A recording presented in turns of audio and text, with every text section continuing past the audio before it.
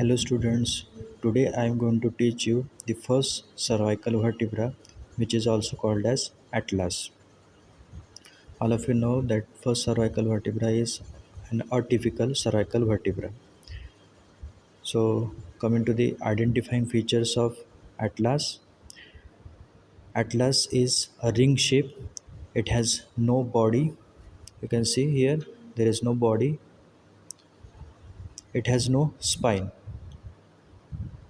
So atlas, you can see it is a ring shape. It is a ring shape. It has no body. It has no spine. So these are the identifying features of atlas or first cervical vertebra. Now coming to the external features. Atlas consists of the anterior arch, the posterior arch, the lateral masses, right and left lateral masses, and the transverse process. So atlas consists of anterior arch, which is a short, a posterior arch which is long, two lateral masses, right and left lateral masses, and the transverse process. Now coming to the disc- descriptive part of atlas. First, anterior arch. The anterior arch, it is smaller as compared to the posterior arch. It is marked in the median plane by an anterior median tubercle on the interior aspect. On the interior aspect of interior arch, there is a median tubercle. On the posterior aspect of the interior arch, there is an oval facet. You can see, you can see this oval facet on the posterior part of posterior surface of interior arch. There is an oval facet for articulation with the dense process of the axis vertebra. So this is about anterior arch. Now coming to the posterior arch. Posterior arch is larger. It is long as compared to the anterior arch. Similar to anterior median tubercle, there is a median tubercle present on the posterior surface of the posterior arch, which is called as median posterior tubercle. On the upper surface of the posterior arch, just behind the lateral mass, there is a groove for the passage of vertebral artery. On the upper surface of the posterior arch, you can see this groove. On the upper surface of the posterior arch, just behind the lateral masses, there is a groove on each side for the passage of vertebral artery. Now coming to the lateral masses. Lateral masses consist of three parts. The upper surface bears superior articular facet. The superior articular facet, it is an elongated, directed forward and medially. You can see this facet, it is elongated one. It's elongated one facet which is directed forward and medially. The inferior surface bears the anterior superior articular facet, it is a concave one. You can see the superior articular facet, it is concave, directed forward and medially, and it is elongated. On the inferior surface of the lateral mass, there is inferior articular facet. This inferior articular facet, it is a circular and it is slightly concave or flat. So this is inferior articular facet which is circular. This is superior articular facet which is elongated. So just remember, to determine the upper surface and lower surface of the atlas, you can determine it by the shape of this articular facet. The superior articular facet, it is elongated. The inferior articular facet, it is circular one. Now coming to the third part of lateral mass, the medial surface of the lateral mass. This is the medial surface of lateral mass.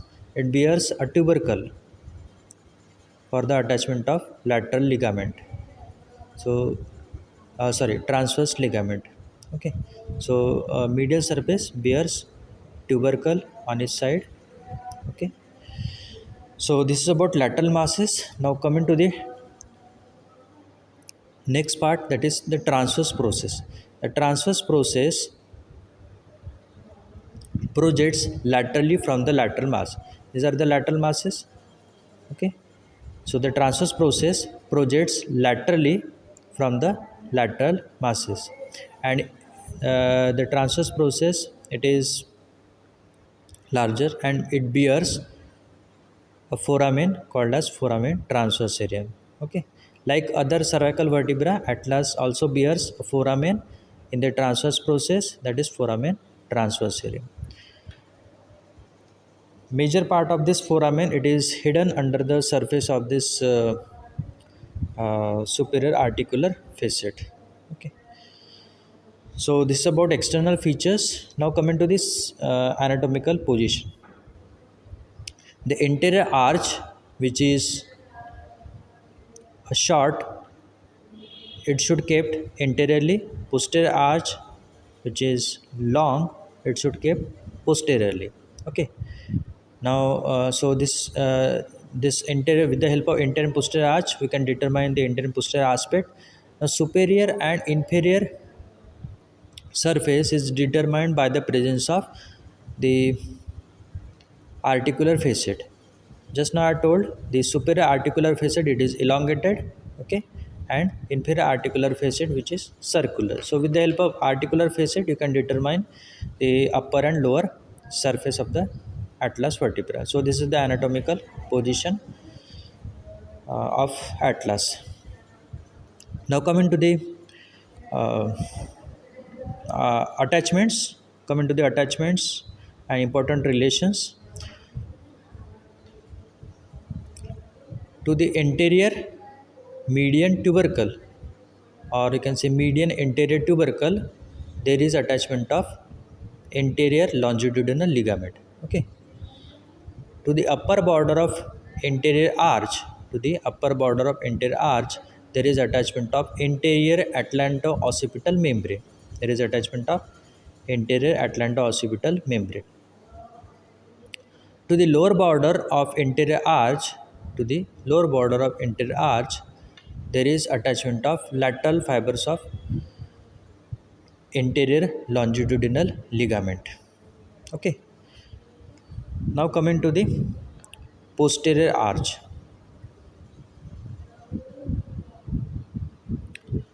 To the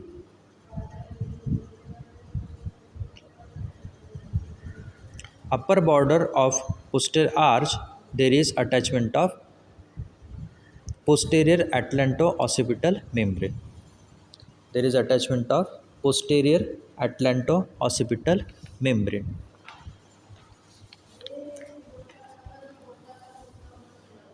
To the lower border of posterior arch, this is the lower border of posterior arch.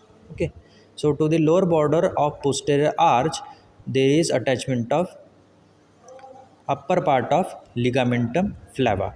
Okay, upper fibers or highest fibers of the ligamentum flava. Just to this posterior tubercle or median posterior tubercle, there is attachment of ligamentum nuchae. Okay, there is attachment of ligamentum nuchae to the posterior tubercle. On each side of this posterior tubercle, there is attachment of rectus capitis posterior minor muscle. Okay, on each side of this posterior tubercle, there is attachment of rectus capitis posterior minor muscle. This white color thing you see here, that is the attachment of rectus capitis posterior minor muscle, and to the ligamentum, to the posterior median tubercle, there is attachment of ligamentum nuchae.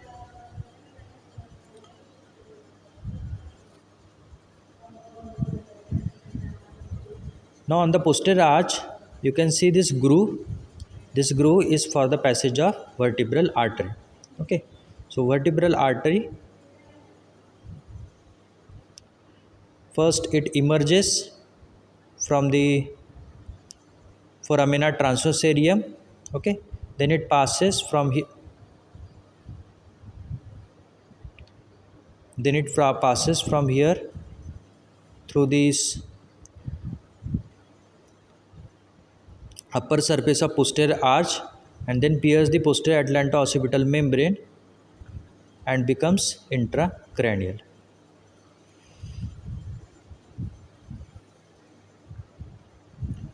Now coming to the other attachments, to the interior surface of this lateral mass, to this interior surface of lateral mass, there is attachment of rectus capitis anterior. There is attachment of rectus capitis anterior. Okay, this superior articular facet of the superior articular facet articulates with the occipital condyles to form atlanto-occipital joint. Okay, superior articular facet articulates with occipital condyle to form atlanto-occipital joint. The inferior articular facet articulates with the superior articular facet of the axis vertebra to form atlantoaxial joint. To form atlantoaxial joint. This facet present on the posterior surface of the interior arch articulates with the facet present on the dens interior surface of the dens process of axis to form atlantoaxial joint. Okay, between the dens and interior arch. Now on the medial surface of the lateral mass, there is presence of a tubercle. To this tubercle, there is attachment of transverse ligament. There is attachment of transverse ligament. Now what is the function of this transverse ligament? The transverse ligament prevents this dens. It prevents dens to from coming in contact with the spinal cord. Okay, on the posterior part of this vertebral canal, there is presence of spinal cord, and interior part of this vertebral canal, there is presence of dens process of axis vertebra. Okay, so to prevent dens from coming in contact with the spinal cord, there is presence of a strong transverse ligament.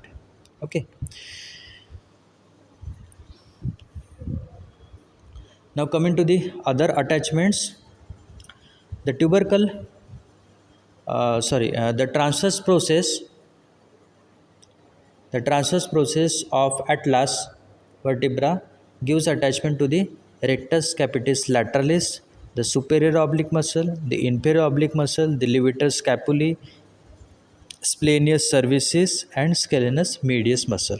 So these are the muscles attached to this transverse process of atlas vertebra.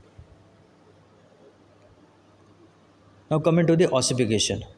Atlas ossifies from three centers, one for each of the lateral mass with half of, including the half of posterior arch, and one for the anterior arch.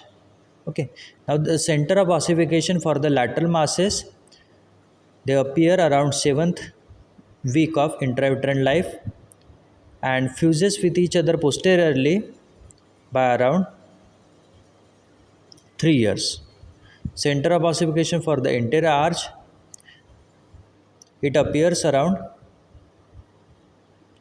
1 year and fuses with the lateral masses by around 7 years. So this is about ossification of the atlas. Thank you.